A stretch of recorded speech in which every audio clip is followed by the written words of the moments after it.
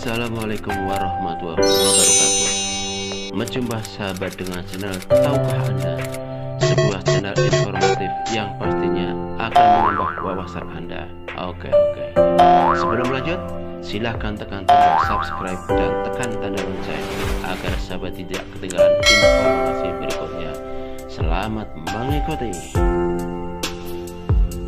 Assalamualaikum warahmatullahi wabarakatuh. A'udzu billahi minasyaitonir rajim.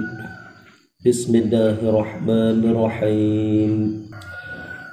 Dalam sebuah hadis disebutkan bahwa seorang bertanya, "Wahai Rasulullah, apa yang menjadikan tuan rumah berbuat dosa?"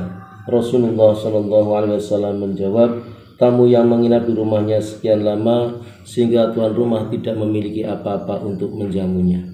Berkenaan dengan hal ini, Hafiz rahmatullah alaih menyebutkan kisah tentang Salman radhiyallahu anhu dengan tamunya, diambil dalam kitab Fathul Bari.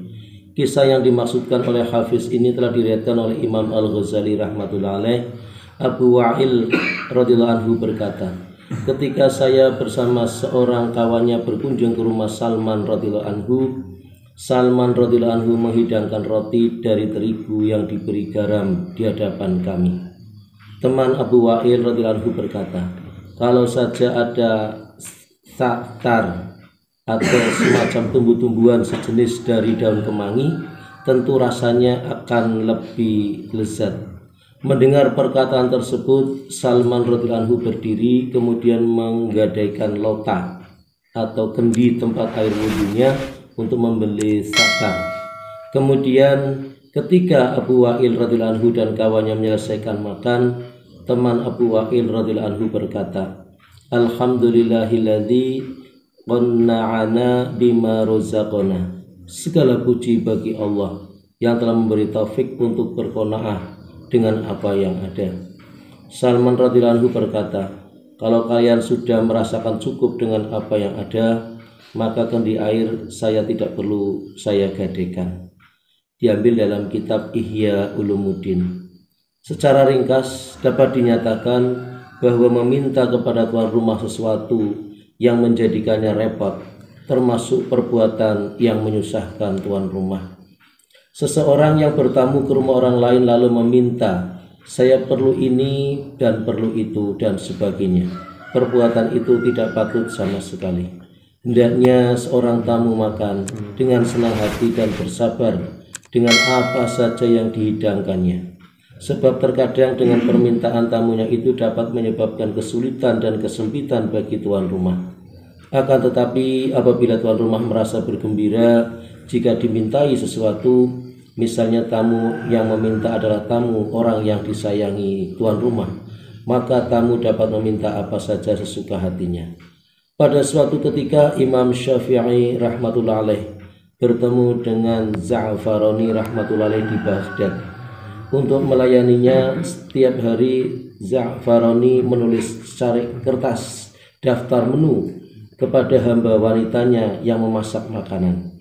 Suatu ketika Imam Syafi'i rahmatullah alaih mengambil kertas tersebut dari hamba wanita tersebut.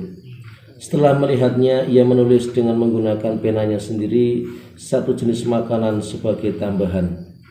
Ketika makanan telah berada di atas alas makan, Za'farani rahmatullah alaih melihat jenis tambahan makanan tersebut.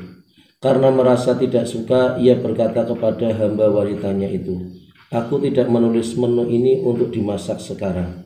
Maka hamba wanita itu menunjukkan daftar menu tersebut kepada Za'farani rahmatullah alaih sambil berkata, "Imam telah menulis dengan penanya sendiri menu tersebut sebagai tambahan."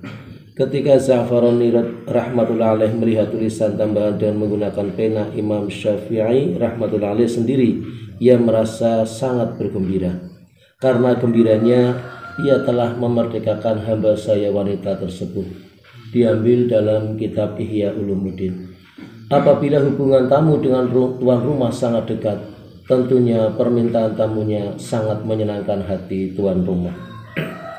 Demikianlah apa yang kita dengarkan dari hadis tentang pentingnya kita senantiasa memuliakan tamu dengan sebaik-baiknya sesuai dengan contoh dari baginda Rasulullah Shallallahu Alaihi Wasallam. Demikian, dan mari kita tutup bersama dengan doa kafaratul majlis.